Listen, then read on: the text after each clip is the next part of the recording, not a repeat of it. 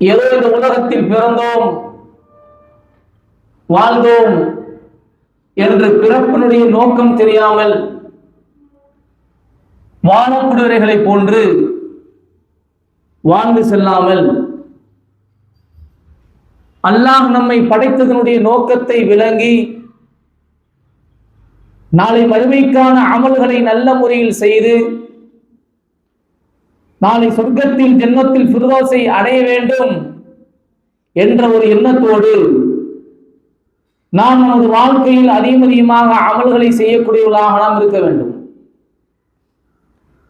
அன்பானவர்களே, அல்லாஹ் இந்த மனித சமுதாயத்தை படைத்து அப்படியே விட்டு விடாமல் இந்த மனித சமுதாயம் நல்ல முறையில் தனது வாழ்க்கையை அமைத்துக் கொள்ள வேண்டும் என்பதற்காகவும் இந்த மனித சமுதாயம் நல்லதின் பக்கம் நடைபோட வேண்டும், பாவத்தை விட்டு விலகியிருக்க வேண்டும் என்பதற்காகவும் அல்லாஹ் அவ்வப்போது அல்லாஹ் போதனைகளை கொடுத்து கொண்டுதான் இருக்கிறான்.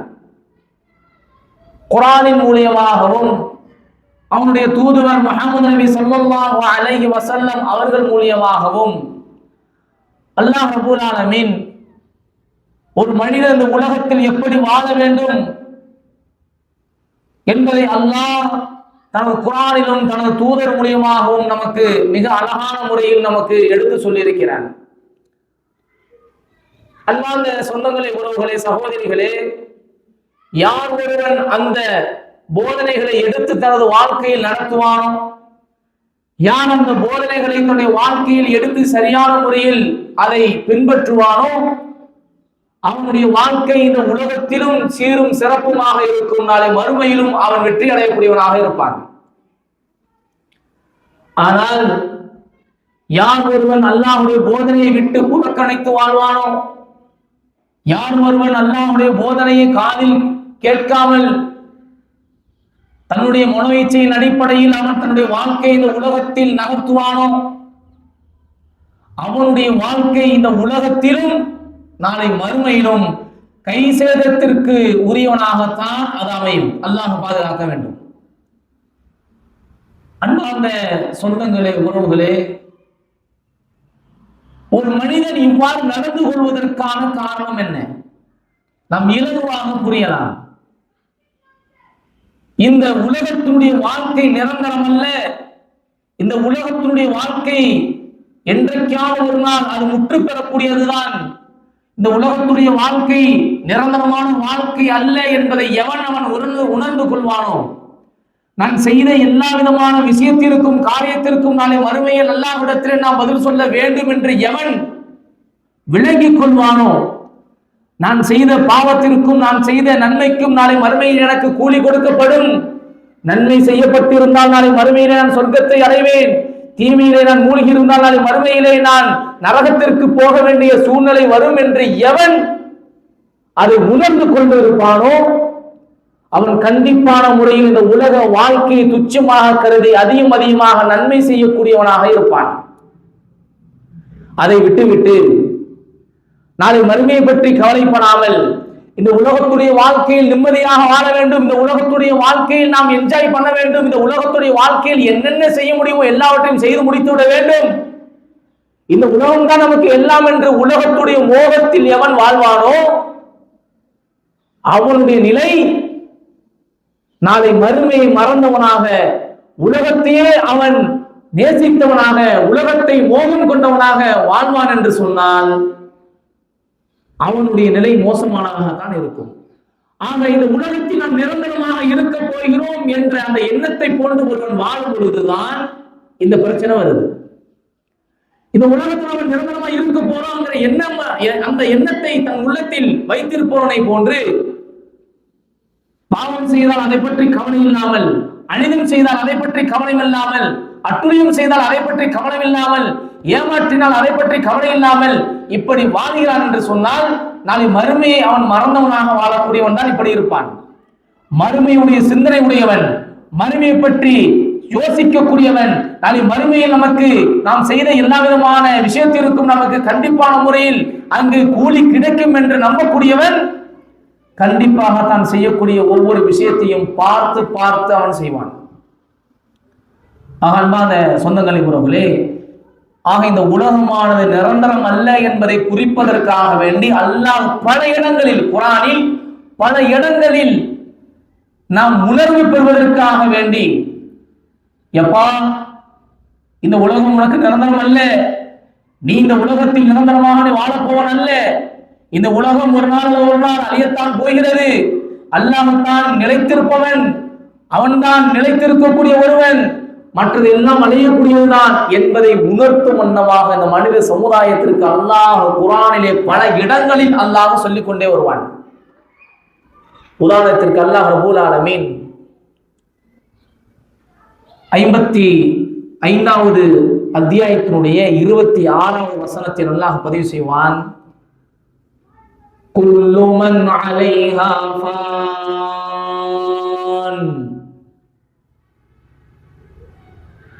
இந்த உலக பந்தின் மீது எதுவெல்லாம் இருக்குமோ எல்லாம் அழியக்கூடியது. இந்த உலக பந்தின் மீது எதுவெல்லாம் இருக்குமோ அது எல்லாம் அழிந்து போகக்கூடியதுதான். இந்த உலக பந்தின் மீது, இந்த உலகத்திலே அது மாட மளிகையாக இருக்கலாம், நமது மிகப்பெரிய ஒரு மாளிகையாக இருக்கலாம், எந்த ஒரு மனிதனாக இருக்கலாம், எவ்வளவு பெரிய கோடீஸ்வரனாக இருக்கலாம், எவ்வளவு பெரிய ஒரு விஷயமாக இருந்தாலும் குல்லு மன் அலைஹா ஃபான். உலக பந்தின் மீது இருக்கக்கூடியவர்கள் எல்லாம் அழியக்கூடியதுதான். அல்லாஹ் தொடர்ந்து சொல்லுவான், அல்லாஹ் மாத்திரம்தான் நிலைத்திருக்கக்கூடியவன், அல்லாஹ்வின் முகம் மட்டும்தான் மீதமாக இருக்கும் என்று அல்லாஹ் பதிவு செய்வான். இன்னொரு இடத்தில் அல்லாஹ் சொல்லும் பொழுது, கல்லா அவ்வாறல்ல, கல்லா இதா துக்கத்தில் ஆருது தக்கன் தக்கா. இந்த உலகம் தூள் தூளாக தகர்க்கப்படும் என்பதாக அல்லாஹ் பதிவு செய்வான். கல்லா இதா துக்கத்தில் ஆருது தக்கன் தக்கா. இந்த உலகம் தூள் தூளாக தகர்க்கப்படும், இந்த உலகம் நிரந்தரம் அல்ல என்பதை அல்லாஹ் பல விதத்தில் பல கோணத்தில் இந்த மனித சமுதாயத்திற்கு அல்லாஹ் சொல்லிக் கொண்டே இருப்பான். ஆக இந்த உலகம் நிரந்தரமானது அல்ல. உலக பந்தின் மீது இருக்கக்கூடியவர்கள் எல்லாம் அழியக்கூடியவர்கள் தான். அதே சமயத்தில் இந்த உலகமும் நாளை மறுமையில் தூள் தூளாக தகர்க்கப்படக்கூடிய ஒன்றுதான்.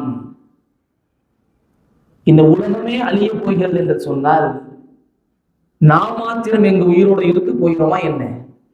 நாம மட்டும் இந்த உலகத்தில் நிரந்தரமான ஒரு வாழ்க்கையை வாழ போகிறோமா என்ன? யாராவது ஒருவர் இந்த உலகத்தில் நான் நிம்மதியாக வாழ்வேன், நான் இந்த உலகத்தில் நிரந்தரமாக வாழ்வேன் என்று சொல்ல முடியுமா? நிரந்தரமான வாழ்க்கை இந்த உலகத்தில் நான் வாழ்வேன், எனக்கு மரணமே வராது என்று யாராவது உத்தரவாதம் கொடுக்க முடியுமா? அன்பார்ந்த சொந்தங்களே, உறவுகளே, அல்லாஹ் ஒரு இடத்திலே பதிவு செய்வான், குல்லு நஃப்ஸின் ذائقத்துல் மௌத். ஒவ்வொரு ஆன்மாவும் மரணத்தை ருசித்தே ஆக வேண்டும். ஒவ்வொரு ஆன்மாவும் இந்த உலகத்தில் உயிர் என்று ஒன்று இருக்கும் என்று சொன்னால், இந்த உலகத்தில் உயிர் என்று ஒன்று பிறந்திருக்கும் என்று சொன்னால் அது மரணத்தை சுவைத்தேதான் ஆக வேண்டும். இதில் யாரும் இஸ்திஸ்னா கிடையாது, யாரும் இதில் விதிவிலக்கல்ல என்பதாக அல்லாஹ் பதிவு செய்வான். அன்பார்ந்த சொந்தங்களே, உறவுகளே, இந்த ஒரு வார்த்தை பத்தாதா இந்த உலகம் நமக்கு நிரந்தரமானது அல்ல என்பதை நாம் உணர்ந்து கொள்வதற்கு? இந்த ஒரு வசனம் பத்தாதா இந்த உலகத்தில் நாம் வாழக்கூடிய வாழ்க்கை ஒரு அற்பமான ஒரு வாழ்க்கை என்பதை நாம் புரிந்து கொள்வதற்கு? மேலும் அல்லாஹ் உலகத்தில் பதிவு செய்வான். இன்றைக்கு எவ்வளவோ நவீனத்தை நாங்கள் பார்க்கிறோம்.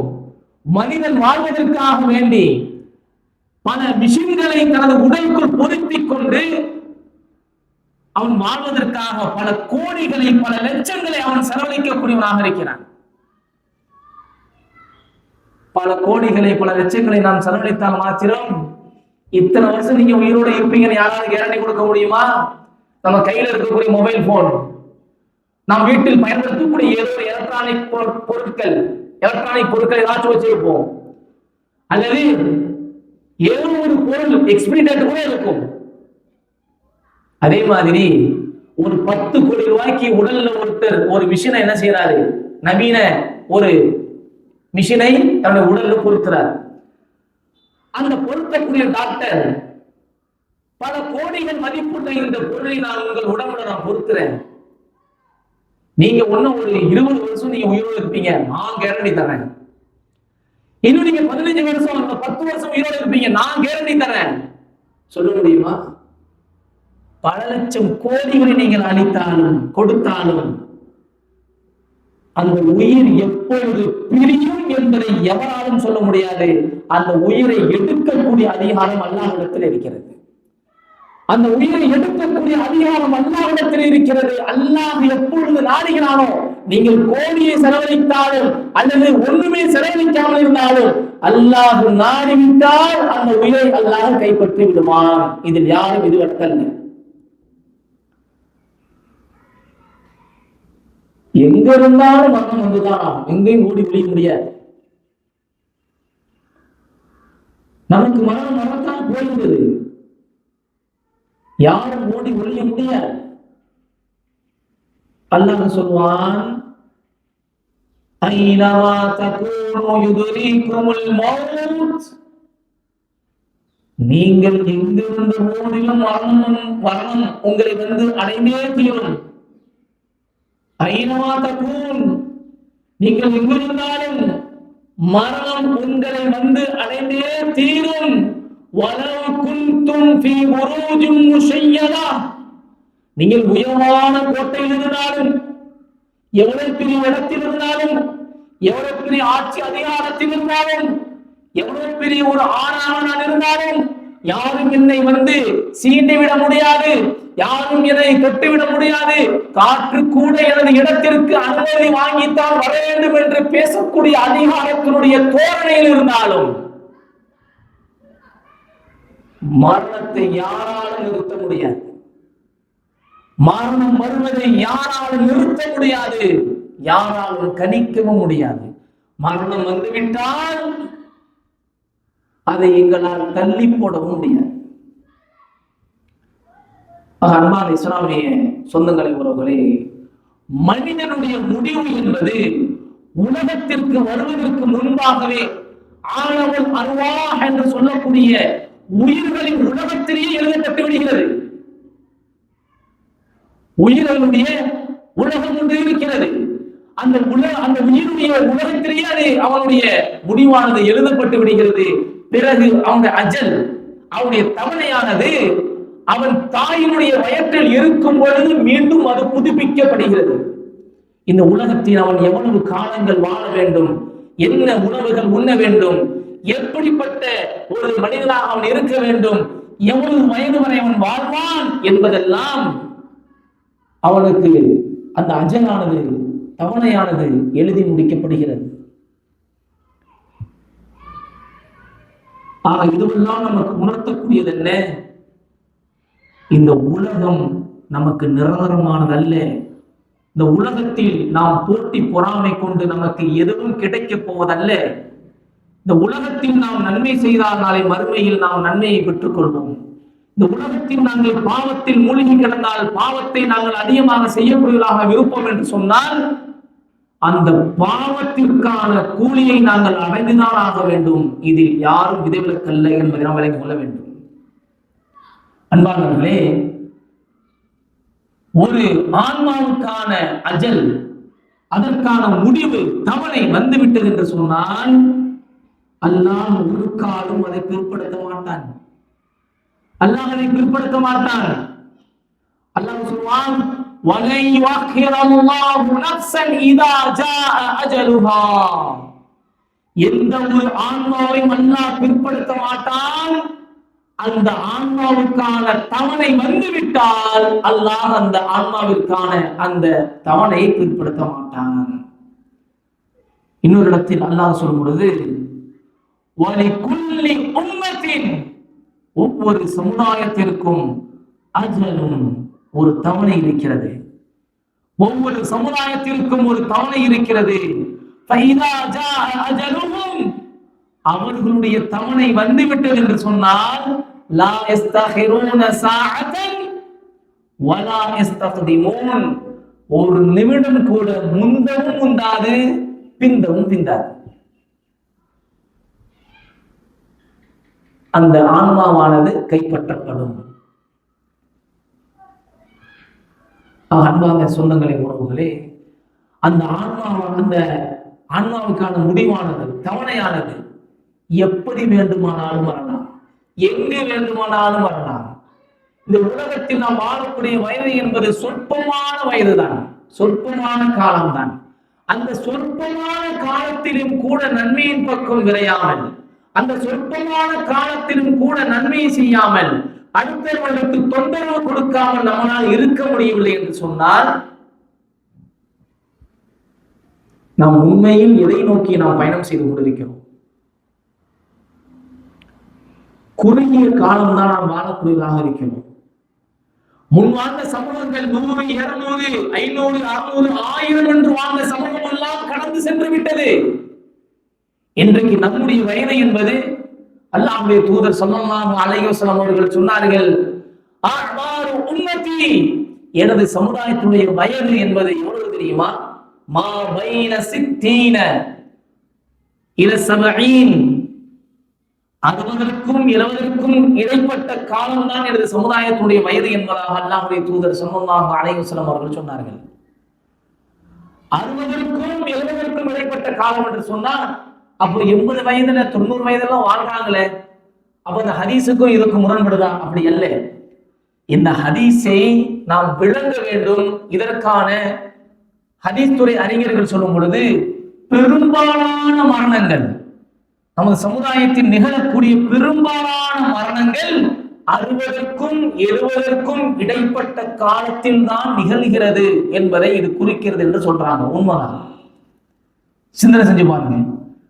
நமது சொந்தத்தில், நமது குடும்பத்தில், நமது ஊரில், நமது சமுதாயத்தில் இறந்து போனவர்களுடைய எண்ணிக்கையும் அவர்களுடைய வயதையும் நாம் எடுத்து பார்த்தோம் என்று சொன்னால், இந்த வயதுக்குள் இந்த உலகத்தை விட்டு பிரிந்தவர்களாகத்தான் இருப்பார்கள்.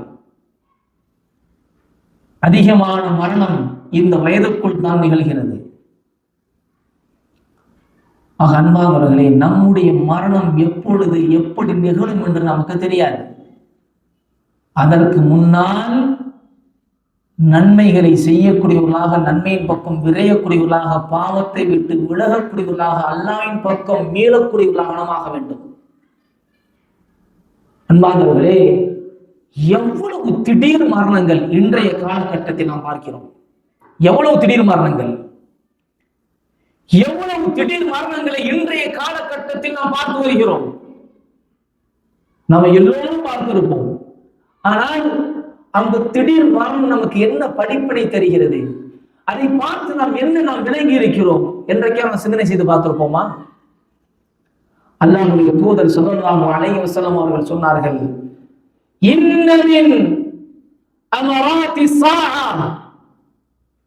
மறுமையுடைய அடையாளங்களில் ஒன்று ஐயர்ஹுலா மௌத்துல் ஃபஜ்ஆ, திடீர் மரணங்கள் வெளிப்படுவது என்பது மறுமையுடைய அடையாளம் என்பதாக அல்லாஹ்வுடைய தூதர் ஸல்லல்லாஹு அலைஹி வஸல்லம் சொல்லியிருக்கிறாங்க.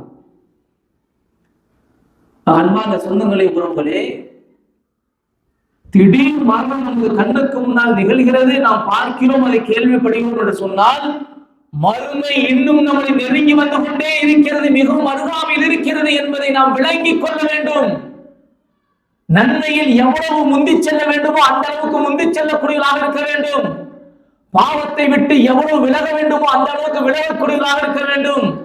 எப்படியெல்லாம் நன்மைகள் செய்ய முடியுமோ அப்படியெல்லாம் நன்மை செய்யக்கூடியவர்களாக நமது வாழ்க்கையை நாங்கள் மாற்றி அமைக்கக்கூடியவர்களாக இருக்க வேண்டும். இன்னைக்கு சாதாரணமா மரணத்தை பார்க்கிறோம், அப்படியே பேசிட்டு போய்கிட்டே இருக்கிறோமே தவிர, நம்முடைய வாழ்க்கையில என்னென்ன மாற்றம் ஏற்பட்டிருக்கு என்று சொன்னால் எந்த விதமான மாற்றமும் அல்ல. அப்படியே கடந்து போறோம், ஒரு வார்த்தை பதிவு செய்யறோம், அல்பாயுசுல போயிட்டாரு, அவ்வளவுதான். பாவம், சின்ன வயசுலயே போயிட்டாரு. இதைத்தான் சொல்றோமே தவிர, அந்த திடீரென்று மரணித்தாரே, இது மறுமையுடைய அடையாளம் என்று நபிவர்கள் சொன்னார்களே, எங்கு மறுமை இன்றைக்கோ நாளைக்கோ சில வாரங்களிலோ சில மாதங்களிலோ சில வருடங்களிலோ வந்துவிடுமோ, நமது நிலைமை என்னவாகும்? என்பதை நாம் சிந்தனை செஞ்சு பார்த்துருக்கிறோமா? திடீர்னு மரணம் வந்துருச்சுன்னா நம்முடைய அமல் எப்படி இருக்குது? நம்ம சொர்க்கத்துக்கு போக முடியுமா என்று நாம் சிந்தனை செஞ்சு பார்த்துருக்கிறோமா? ஒவ்வொருவரும் நமது உள்ளத்துல கை வச்சு இப்போ சிந்தனை செஞ்சு பாருங்க.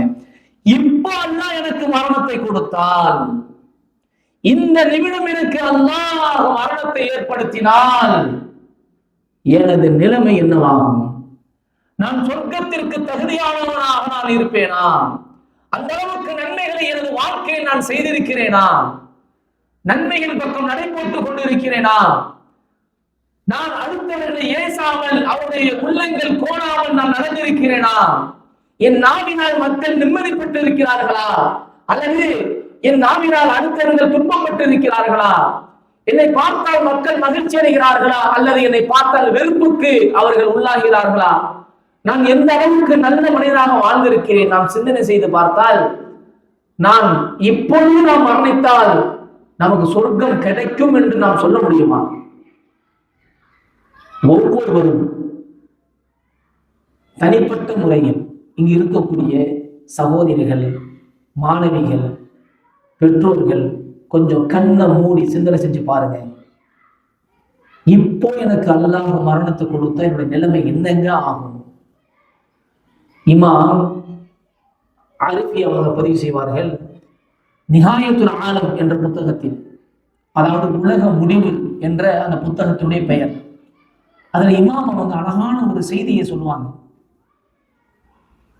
முன்வாழ்ந்த சமூகத்துல நம்ம பார்த்தோம்னா சிலர்கள் நோய்வாய்ப்பட்டு கிடப்பார்கள். அந்த நோயானது அவரை மரணத்திற்குத்தான் அழைத்து செல்லும் என்று அவருக்கு தெரியும். பல நாள் படுக்கையிலே இருப்பார். அதனால அவருக்கு அல்லாஹ்விட்ட பாவமன்னிப்பு கேட்கக்கூடிய வாய்ப்பை அவர் பெற்றுக் கொள்வார். தனது குடும்பத்தை அழைச்சு பேசுவார், தனது பிள்ளைகளை அழைத்து பேசுவார், சொத்துகள் பிரிக்க வேண்டியது இருந்தால் பிரித்து சரிசமமாக கொடுப்பார். யாரிடமாவது பாவமன்னிப்பு கேட்க வேண்டிய தேவை இருந்தால் பாவமன்னிப்பு கேட்பார்.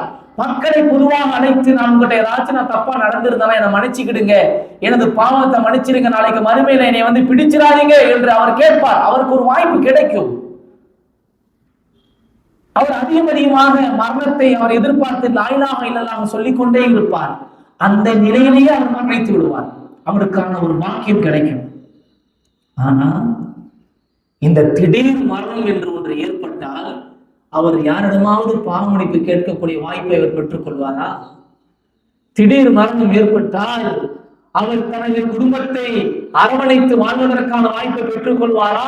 தன் பிள்ளைகளிடத்திலே பல நாட்கள் பேசாமல் இருந்திருப்பார், பேசுவதற்கான வாய்ப்பை பெற்றுக் கொள்வாரா? தன் மனைவியிடத்திலே அவர் முகம் சுளித்து இருந்திருப்பார், தன் கணவனிடத்திலே அந்த மனைவி முகம் சுளித்து இருந்திருப்பார்கள். அவர்கள் அன்றைய நேரத்தில் பேசுவதற்கான வாய்ப்பை பெற்றுக் கொண்டிருப்பார்களா? திடீர் மரணம் ஏற்பட்டால் எல்லா அமல்களும் அப்படியே நின்றுவிடும், அப்படியே துண்டித்து போய்விடும். குடும்பத்தை அனுசரிக்க முடியாது, பிள்ளைகளிடத்தில் பேச முடியாது, பாவனிப்பு கேட்பதற்கான வாய்ப்பை நாம் பெறமாட்டோம். அல்லாஹ் பாதுகாக்க வேண்டும். அப்ப நம்ம என்ன அமல் செஞ்சிருக்கோம்? நமக்கு திடீரென்று மரணம் வந்தால் நம்ம நிலைமை என்னவாகும்? என்ன அமலை நம்ம வாழ்க்கையில் நம்ம செய்து வச்சிருக்கிறோம்? அப்ப இமாம் அவர்கள் சொல்வதை போன்று முன்னாடி இருந்த அந்த சமுதாயத்தில் வாழ்ந்த சகோதரர்கள் அந்த மரண படுக்கையில் இருந்து கொண்டு பாவமன்னிப்பு கேட்பதற்கான வாய்ப்பை எல்லாம் பெற்றுக் கொண்டார்கள். இன்னைக்கு நம்முடைய நிலைமை எப்படி இருக்குது? எப்படியும் நமக்கு மரணம் வரத்தான் போகிறது இல்லையா? மரணம் எப்படி நமக்கு வரத்தான் போகிறது. ஆனால் அந்த மரணத்தை நாம் எப்படி எதிர்கொள்ள போகிறோம்? அந்த மரணம் என்னை அடையும் பொழுது எப்படிப்பட்ட மனிதனாக அந்த மரணத்தை நான் எதிர்கொள்ளப் போகிறேன்? நன்மை செய்தவனாகவா அல்லது பாவத்தில் மூழ்கியவனாகவா? பாவத்தில் மூழ்கி கிடக்கக்கூடியவனாகவா அல்லது நன்மை செய்த நிலையா? அல்லாஹ் பாதுகாக்க வேண்டும். நமது மரணம் நம்மை அடையும் பொழுது நன்மை செய்த அந்த நிலையில் நாம் மரணிக்கக்கூடியவர்களாக இருக்க வேண்டும். அல்லாஹ்விடத்தில் அதிகமாக நாம் பிரார்த்தனை செய்ய வேண்டும். ஏன்னா இன்றைய காலகட்டத்தில் பார்ப்பது, பேசுவது, கேட்பது, நடப்பது, எடுப்பது என்று எல்லாம் பாவத்திலேயே கழியக்கூடிய ஒரு காலத்தில் தான் இன்றைய தினத்தை நாம் வாழ்ந்து வருகிறோம். அப்படி இருக்கும் பொழுது நன்மை செய்தவனாக நாம் மரணிப்பது என்பது எவ்வளவு பெரிய வாக்கியம். அல்லாஹ் சொல்வதை போன்று யா அய்யுஹல்லதீன ஆமனு தகுல்லாஹ ஹக்க துகாத்திஹ் வலா தமூதுன்ன இல்லா வஅன்தும் முஸ்லிமூன்.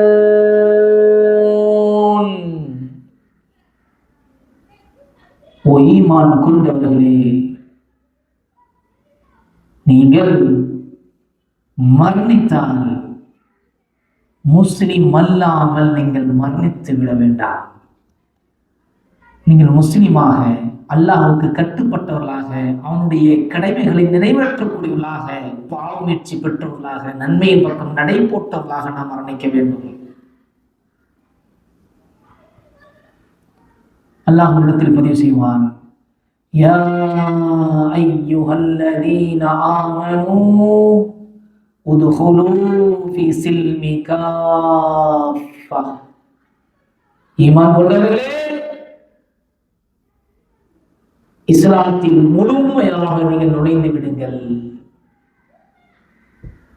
அன்பானவர்களை, முழுமையாக நுழைந்து விடுங்கள் என்று சொன்னால் ஏதோ பெயர் தாங்கிய ஒரு முஸ்லிமாக வாழாமல் அல்லாஹ்வுடைய கட்டளைகளை நிறைவேற்றக்கூடியவர்களாக, நபிகள் நாயகம் ஸல்லல்லாஹு அலைஹி வஸல்லம் அவர்கள் சொன்ன போதனைகளை நமது வாழ்க்கையில் கடைபிடிக்கக்கூடியவர்களாக, சுன்னாக்களை கடைபிடிக்கக்கூடியவர்களாக, அப்படிப்பட்ட ஒரு மக்களாக நீங்கள் மாறிவிடுங்கள். அப்படிப்பட்ட மக்களாக உங்களை மாற்றிக்கொள்ளுங்கள். அப்பொழுதுதான் நாம் இஸ்லாத்தில் முழுமையாக நாம் பயணம் செய்ய முடியும்.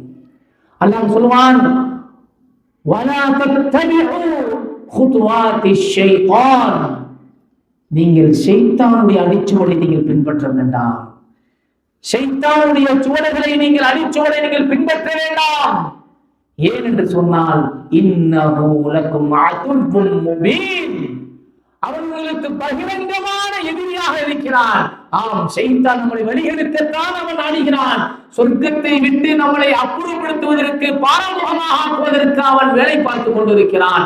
குடும்பத்துக்குள் சண்டையை விட்டு விடுகிறான்.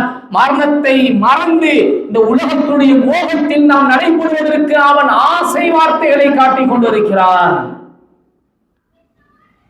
ஆதம் அலைஹிஸ்ஸலாம் அவங்களே சொர்க்கத்திலிருந்து கீழே கொண்டு வந்தவன் ஷைத்தான்.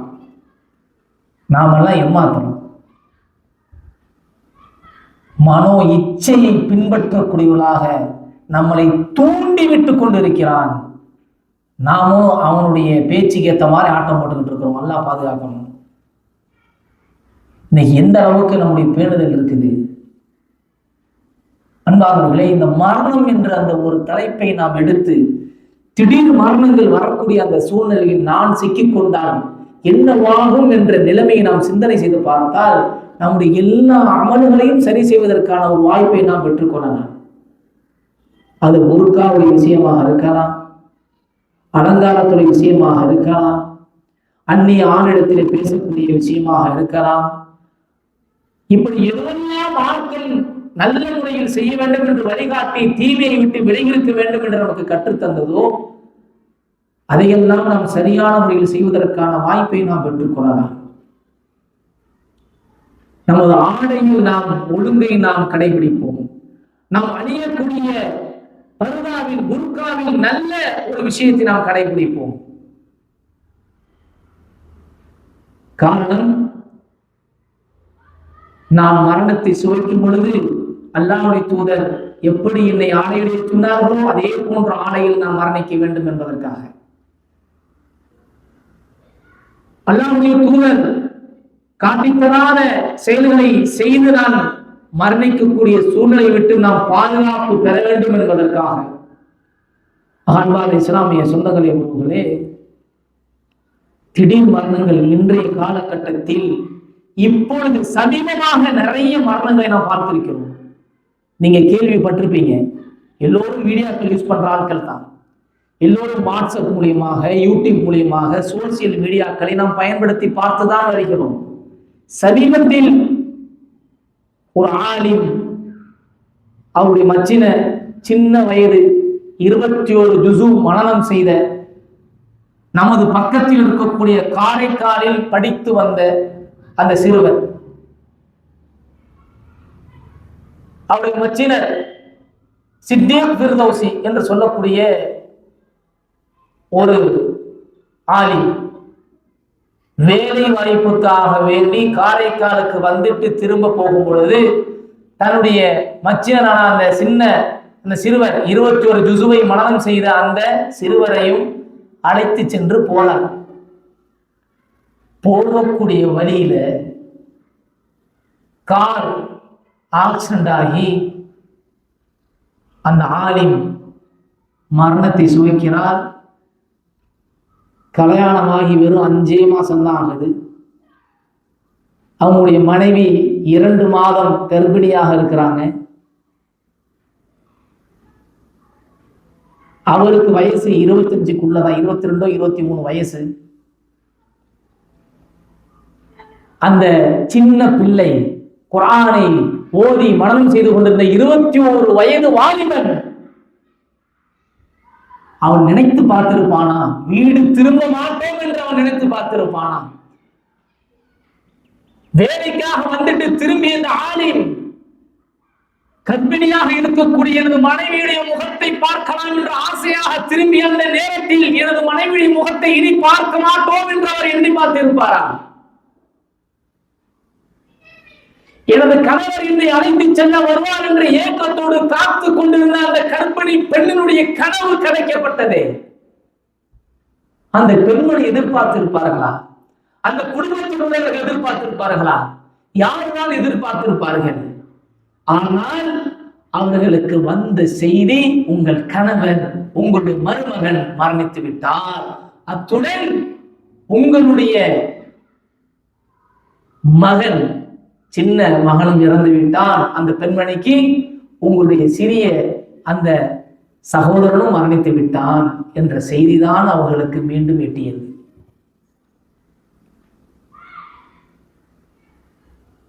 அன்பார்ந்த சொந்தங்களை, உறவுகளே, இந்த மரணம் இவர்களுக்கு வரும் என்பது அல்லாஹ்வுக்கு மட்டும்தான் தெரியும். உலகத்தில் உள்ள எந்த ஒரு உள்ளமும் இதை அறியாது. அதே போன்று நம்முடைய நிலைமை எப்பொழுது எங்கு இருக்கும் என்று நமக்கு என்ன தெரியும்? 2 நாளைக்கு முன்னால் பள்ளப்பட்டியை சார்ந்த 4 இளைஞர்கள் குளிக்க சென்றார்கள். தடை செய்யப்பட்ட பகுதி என்று தெரிந்தும் ஒரு ஃபன்னுக்காக, நாம் என்ஜாய்மெண்ட் பண்ண வேண்டும் என்பதற்காக அவர்கள் உள்ளே சென்று குளிக்க சென்றார்கள். அவர்கள் ஜனாசாவாகத்தான் திரும்பினார்கள். 2 வருடத்திற்கு முன்னால் 3 வயது சின்ன குழந்தை பள்ளிக்கூடம் விட்டு திரும்பக்கூடிய அந்த சமயத்தில் பள்ளிக்கூடத்து உள்ள ஒரு இடத்துல உட்காருது, அப்படியே சாயுது. என்னன்னு கேட்டா ஹார்ட் அட்டாக், மாரடைப்புள் அந்த குழந்தை இறந்தது என்ற தகவல் வருகிறது. இந்த வயசு பிள்ளைங்க எல்லாம் இறப்பார்கள் என்று நாம் சிந்தனை செஞ்சு பார்த்திருப்போமா? அந்த குடும்பத்தினுடைய வழி எவ்வளவு இருக்கும்? நாம் அதை உள்ளத்துல உணர முடியுதா? அதே போன்று வேதனை, அதே போன்ற வழி எனது வாழ்க்கையில் வந்தால் நான் அதை தாங்குவேனா? நமக்கு வராது என்பதற்கு என்ன நிச்சயம்? நமக்கு இதை போன்ற ஒரு சூழ்நிலை ஏற்படாது என்பதற்கு என்ன நிச்சயம்? அல்லாஹ் நமக்கு காமிக்கிறான். அன்பார்ந்த சொந்தங்களே, உறவுகளே, தாய்மார்களே, அல்லாஹ் நமக்கு காமிக்கிறான். அல்லாஹ் நமக்கு படிப்படி காமிக்கிறான். இத்தனை திடீர் மரணங்கள் ஏதோ நமது சொந்தக்காரர், நமது வீட்டில் இருக்கக்கூடியவர், பக்கத்து வீட்டுக்காரர் இரவு நேரத்தில் கை வலிக்கிறது என்று தூங்குகிறார், காலையில் கண் விழிக்கவில்லை. ஏதோ பாசமாக மனைவிடத்திலே தண்ணீர் எடுத்து தாகமாக இருக்கிறது என்று கேட்கிறார். தண்ணீர் எடுத்து வருவதற்கு முன்னால் ஒரு உயிர் பிரிந்து விடுகிறது. அன்பானவர்களே, இப்படி திடீரென்று எதிர்பார்க்காத நேரத்தில் மரணங்கள் எல்லாம் ஏற்படுகிறது. அல்லாஹ் நமக்கு ஒரு படிப்படியாக காமித்துக் கொண்டிருக்கிறான். எப்படி? பார்த்துக்கொள், பார்த்துக்கொள், அடுத்து உனது குடும்பமாக இருக்கலாம். பார்த்துக்கொள், பார்த்துக்கொள், அடுத்து உனது வாழ்க்கையில் யாராவது ஒரு ஆளாக இருக்கலாம். பார்த்துக்கொள், அடுத்து உனது கணவனாக இருக்கலாம். பார்த்துக்கொள், அடுத்து நீயாக இருக்கலாம். பார்த்துக்கொள், அடுத்து உனது ஊருகளில் யாராகவும் இருக்கலாம். இப்படி நீ பார்த்துக்கொள், பார்த்துக்கொள், உனது நிலைமையும் இதே போன்று வரலாம். அதற்கு முன்னால் அல்லாஹ்வின் பக்கமாக நீ திரும்பிக் கொள் என்பதற்கான அல்லாஹ் ஒரு முன்னெச்சரிக்கையாக நமக்கு ஒரு படிப்பினையாக இதையெல்லாம் நம் கண்ணுக்கு முன்னால் காமித்து வருகிறான். அன்பார்ந்தவர்களே, எத்தனையோ நபர்களுடைய வாழ்க்கையை ஒரு சில வாசகங்கள் மாற்றி போட்டிருக்கிறது. எத்தனையோ நபர்களுடைய வாழ்க்கையை ஒரு சில வாசகங்கள். உதாரணத்திற்கு, ஒரு நபர் பாவங்களே மூழ்கி இருந்தவர். அவர் ஒரு முறை ஒரு ஜனாசாவை பின்தொடர்ந்து செல்கிறார். ஜனாசாவை பின்தொடர்ந்து செல்லும் பொழுது அந்த சந்தோக்கு பொட்டி இருக்கு இல்லையா, ஜனாசாவை உள்ள வச்சு தூக்கிட்டு போவாங்க இல்லையா, அந்த பொட்டியில ஒரு வாசகத்தை எழுதியிருக்கிறாங்க. என்ன வாசகத்தை எழுதியிருக்கிறார்கள் என்று சொன்னால், அதுல ஒரு வாசகத்தை எழுதியிருக்கிறாங்க, இன்று இவன் நாளை நீ என்று வாசகத்தை எழுதியிருக்கிறாங்க.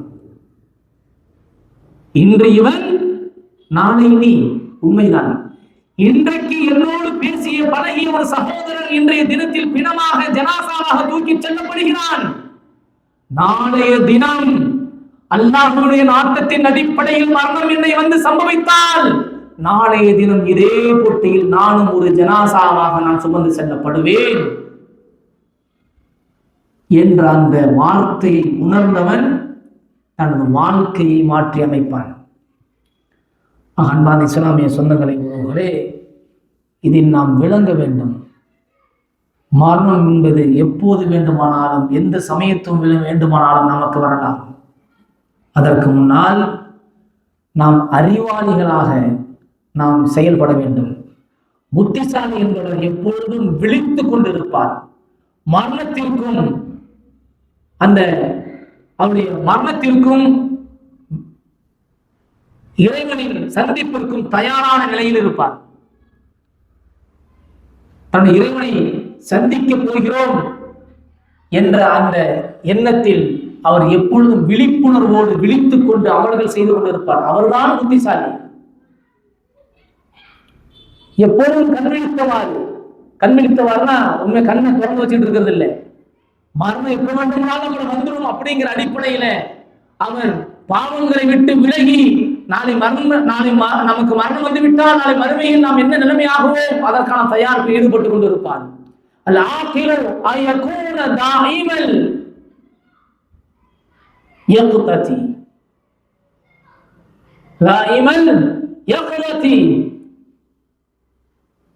விழித்துக் கொண்டே இருப்பார். அவர்தான் புத்திசாலி. அல்லாஹ்வுடைய தூதர் ஸல்லல்லாஹு அலைஹி வஸல்லம் அவர்கள் சொன்னார்கள், அவர்கள் சொல்லும் பொழுது வாசகத்தை நல்ல முறையில் கவனம் எடுத்துக் கொள்ளுங்கள். அல் கையிசு, புத்திசாலி யார் தெரியுமா? அல் கையிசு, புத்திசாலி யார் என்று சொன்னால், மன்தான நஃப்ஸஹு வ அமில லிமா பஅதல் மௌத், தனது மன இச்சையை கட்டுப்படுத்தி நாளை மறுமைக்காக மரணத்திற்கு பிறகு இருக்கக்கூடிய வாழ்க்கைக்காக வேண்டி அவர் தயாரிப்பு செய்யக்கூடியவராக இருப்பார். அவர்தான் புத்திசாலி. அல் கையிஸ் என்பவர் அவர்தான். மன்தான நஃப்ஸஹு வ அமில லிமா பஅதல் மௌத், இவர்தான் புத்திசாலி. மரணத்திற்கு பிறகு இருக்கக்கூடிய வாழ்க்கைக்காக வேண்டி அவர் முன்கூட்டியே தயாரிப்பு செய்வார். தனது மன இச்சையை அவர் கட்டுப்படுத்தி வைத்திருப்பார். மேலும் அல்லாஹ்வுடைய தூதர் ஸல்லல்லாஹு அலைஹி வஸல்லம் அவர்கள் சொன்னார்கள், உல் ஆஜிசு, இயலாதவர், மடையர் யார் தெரியுமா? மன் அத்பஅ நஃப்ஸஹு ஹவாஹா, யார் தனது மன இச்சையை பின்பற்றி வாழ்வானோ, தனது மன இச்சையை பின்பற்றி வாழக்கூடியவன், வதமன்னா அலல்லாஹ், அல்லாஹ் மீது ஆசை வச்சிருப்பார். நன்மை செய்ய மாட்டார், பாவத்தில் மூழ்கி இருப்பார். ஆனா எனக்கு இது வேணும் அது வேணும் இது வேணும் என்று அல்லாஹ்விட்ட வெறும் ஆசையை மட்டும் வைத்திருப்பார். பாவம் என்று தெரிந்தாலும் பாவத்தை விட்டு விலகி வருவதற்கான எந்த வேலையும் செய்ய மாட்டார். ஆனா ஆசை மட்டும்தான் இருக்கும். ஆனால் மன இச்சையை பின்பற்றக்கூடியவராக இருப்பார். இவர்தான் மடையர், இவர்தான் ஏறாதவன் என்பதாக அல்லாஹ்வுடைய தூதர் ஸல்லல்லாஹு அலைஹி வஸல்லம் அவர்கள் சொன்னார்கள். அன்பான சொந்தங்களை உறவுகளே, மரணம் நமக்கு வந்து விட்டால் அதற்கு பிறகு புலம்பி ஒரு பிரயோஜனம் இல்லை. மரணம் வந்ததற்கு பிறகு புலம்பி எந்த பிரயோஜனமும் இல்லை. அல்லாஹ்வை ஏற்றுக்கொள்ளாதவர்கள், அவர்களுக்கு மரணம் வந்துவிட்டால், மார்க்கத்தை பின்பற்றாதவர்கள், மறுமையை மறந்து வாழக்கூடியவர்கள், இவர்களுக்கு மரணம் வந்துவிட்டால், மரணம் நெருங்கும் பொழுது அவர்கள் புலம்பக்கூடிய வார்த்தை அல்லாஹ் சொல்வான், ஹத்தா இதா ஜாஅ அஹதஹும், அவங்களை யாருக்காவது ஒருவருக்கு வந்துவிட்டால், அல் மௌத் மரணம் வந்துவிட்டால், கால ரப்பி இர்ஜிஊனி, யா அல்லாஹ் என்னை திருப்பி அனுப்பு, என்னை படைத்த ரப்பே என்னை திருப்பி அனுப்பு, லஅல்லி அஅமலு சாலிஹன் ஃபீமா தரக்து, நான் நல்ல அமல்களை செய்வேனே, எதையெல்லாம் உலகத்தில் நான் செய்யாமல் விட்டேனோ, எதையெல்லாம் செய்யாமல் நான் இருந்தேனோ, நம்பிக்கை கொள்ளாமல் இருந்தேனோ, செய்யுங்கள் பாவத்தை விட்டு விலகிருங்கள், நன்மையை செய்யுங்கள் என்று சொல்லும் போது நான் கேட்காமல் இருந்தேனோ, அதை எல்லாத்தையும் நான் செய்வேனே ரப்பி, என்னை திருப்பி அனுப்பு என்று அடியான் புலம்புவான். அல்லாஹ் பதிவு செய்கிறான், கல்லா இன்னஹா கலிமத்துன் ஹுவ காயிலுஹா, மாறான அவன் சொல்லக்கூடிய அந்த வார்த்தை இருக்கிறதே, யா அல்லாஹ் என்னை திருப்பி அனுப்பு, என்னை திருப்பி அனுப்பு, நான் எதையெல்லாம் விட்டேனோ எல்லா நல்ல விஷயத்தையும் நான் செய்கிறேன் என்று அவன் புலம்புவானே, கிடைத்த வாய்ப்பை பயன்படுத்தாமல் தாம்போடித்தனமாக உலகத்தில் உலக இன்பத்தில் மூழ்கி உலக மோகத்தில் வாழ்ந்து அதை கழித்தவன், மரணம் வந்ததற்கு பிறகு, திரைகள் அகற்றப்பட்டதற்கு பிறகு, மலக்குகளை பார்த்ததற்கு பிறகு, சொர்க்கம் நரகம் இருக்கிறது என்று தெரிந்ததற்கு பிறகு, யாரா என்னை விட்டுறியாலா நான் அப்படியே அமல் செஞ்சுட்டு வர புலம்புவானே, அந்த புலம்பல் இருக்கிறதே, இன்னஹா கலிமத்துன் ஹுவ காயிலுஹா, அந்த வார்த்தை வெறும் வெற்று கூற்று தான், அவன் பேசுவது அந்த புலம்பல் வெறும் வெற்று புலம்பல் தான், அதனால் எந்த விதமான அந்த பலனும் அவனுக்கு கிடையாது, எந்த விதமான பலனும் அவனுக்கு அது கிடையாது என்பதாக அல்லாஹ் ரப்பல் ஆலமீன் குர்ஆனிலே பதிவு செய்கிறான். 23வது அத்தியாயத்தினுடைய 99, 100வது வசனத்தில் அல்லாஹ் பதிவு செய்கிறான். அன்பார்ந்த இஸ்லாமிய சொந்தங்களே, உறவுகளே, மரணம் என்பது நம்மளை அடையத்தான் போகிறது. அதற்கான தயாரிப்பில் நாம் ஈடுபட வேண்டும். திடீர் மரணங்கள் வந்து கொண்டுதான் இருக்கிறது, திடீர் திடீரென்று ஏற்படுகிறது. அது நாம் ஒன்று விதிவிலக்கல்ல, அதற்கு முன்னால் நாம் நன்மைகளை செய்யக்கூடியதாக இருக்க வேண்டும்.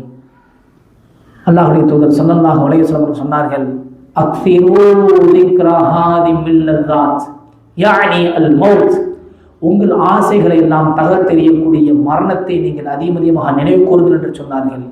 ஆம், உலகத்தில் பல ஆசைகளை நாம் கட்டி வைத்து அதில் கோட்டை கட்டி வைத்து கடைசியில் மறுமையை மறந்து வாழ்கிறோம். மறுமைக்கான தயாரிப்பிலே நாங்கள் கோட்டை விட்டு விடுகிறோம், அமல் செய்வதில் நாம் கோட்டை விட்டு விடுகிறோம். அல்லாஹ்வுடைய தூதர் சொன்னார்கள், அக்ஸிரூ ذிக்ரா, அதிகமாக நினைவு கூறுங்கள், உங்கள் ஆசைகளை தகர்த்தெறியக்கூடிய அந்த விஷயத்தை நீங்கள் நினைவு கூறுங்கள், யானி அதுதான் அல் மௌத் என்பதாக அல்லாஹ்வுடைய தூதர் சொன்னார்கள். அன்பான இஸ்லாமிய சொந்தங்களே, உறவுகளே, தாய்மார்களே, திடீர் மரணங்கள் நமது கண்ணுக்கு முன்னால், நம் சொந்தத்தில், நமது ஊர்களில், நமது பல பகுதிகளில் நிகழ்ந்து கொண்டுதான் இருக்கிறது. அது நமக்கும் எப்பொழுது வேண்டுமானாலும் நிகழலாம். அல்லாஹ் பாதுகாக்க வேண்டும், அல்லாஹ் பாதுகாக்க வேண்டும். அதிகமாக நாம் அல்லாஹ்விடத்திலே நாம் பிரார்த்தனை செய்ய வேண்டும். இப்படிப்பட்ட ஒரு நிலைமையை விட்டு அல்லாஹ் பாதுகாக்க வேண்டும். யா அல்லாஹ், திடீர் மரணங்கள் எங்களுக்கு ஏற்படுவதை விட்டு எங்களை பாதுகாத்து விடு யா அல்லாஹ். பாவங்கள் செய்த நிலையில் யா அல்லாஹ் எங்களுடைய ரூஹை நீ கைப்பற்றி விடாத யா அல்லாஹ். அதிகமாக நன்மைகள் செய்து கொண்டிருக்கக்கூடிய சூழ்நிலையில் எங்களை நீ மரணிக்க செய்து விடு யா அல்லாஹ். நன்மை செய்யக்கூடிய சூழ்நிலையை எங்களை நீ மரணிக்க செய்ய யா அல்லாஹ். சஜிதாவில் விழுந்து கிடக்கக்கூடிய சூழ்நிலையில் யா அல்லாஹ் எங்களுடைய மரணத்தை நீ எடுத்துக்கொள்வாய் யா அல்லாஹ். உன்னை துதித்துக் கொண்டிருக்கக்கூடிய அந்த நாவு, உன்னை துதித்துக் கொண்டிருக்கக்கூடிய அந்த சமயத்தில், உன்னை திக்ர் செய்து கொண்டிருக்கக்கூடிய இந்த சமயத்தில் எங்களது ரூஹை நீ பிரித்துக் கொள்வாக யா அல்லாஹ்.